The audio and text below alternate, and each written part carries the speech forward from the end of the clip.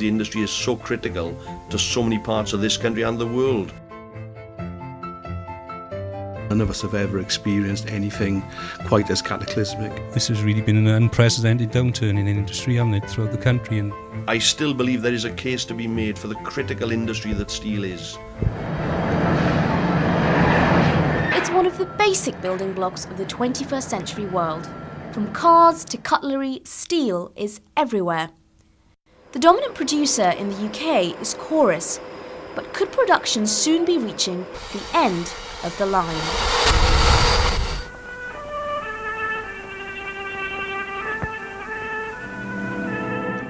The UK first started steel production in the 19th century, and in its heyday, the workforce grew to 250,000.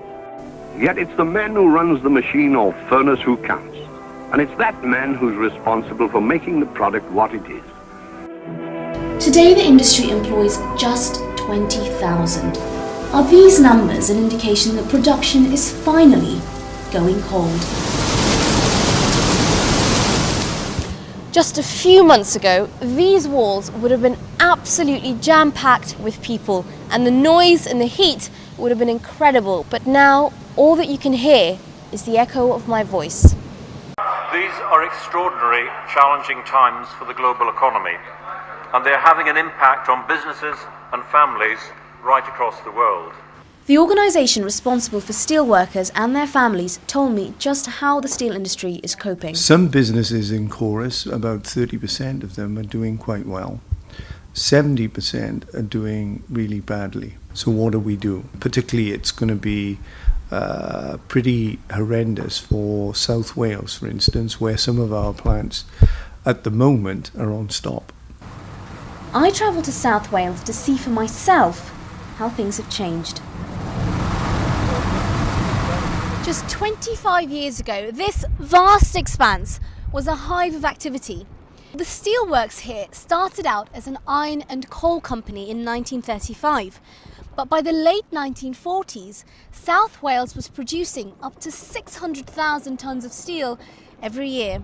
I'm Nithya. Welcome to sunny Wales. Thank you very much. I can see Noel Evans, who worked in the industry for 38 years, told me what it was like during the boom time. I was born in 1946. Nobody in our street had a car. And then all of a sudden, people started buying cars because there was good money in the steelworks and in the mines. Well, that was the golden era, which came and it's almost gone. Why?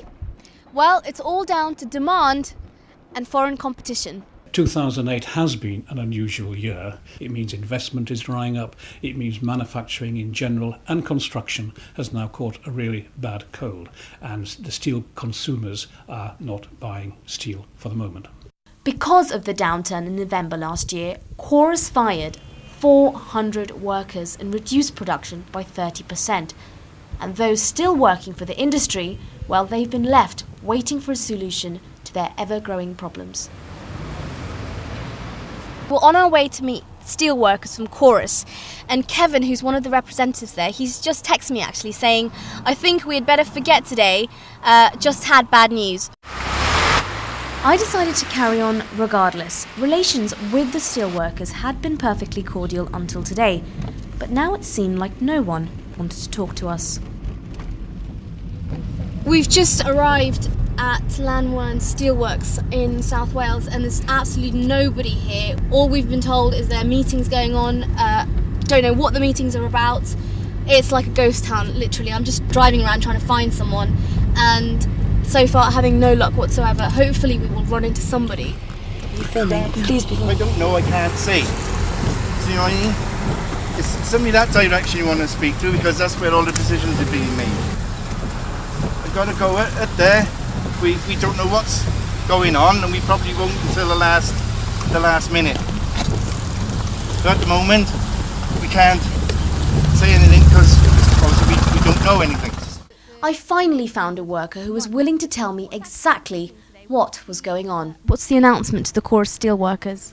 well, today they've announced there's a guaranteed working week being brought in, which in effect means everyone working shifts will lose 30% of their wages. Unfortunately, our employees, our shift-based employees, could reasonably expect now to find that their overall earnings for the month, their gross earnings, are reduced by something in the region of £500. I would hope that throughout the next 6 months, I think the next 6 months are really critical, that there will be help and support from government to make this industry not just survive, but to again grow. We say invest to extend real help now to those who lose their jobs, and to those people my message is very straightforward. We won't give up on you. Well, I think the government forgot the steel industry many years ago, actually. They've never helped us. Financial help for industry, especially a key industry like steel, is critical.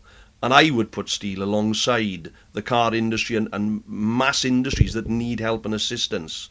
My hope is that the dip in the industry itself and the credit crunch will be short-lived rather than a prolonged agony. You can think without steel. You can think anything, but there is steel.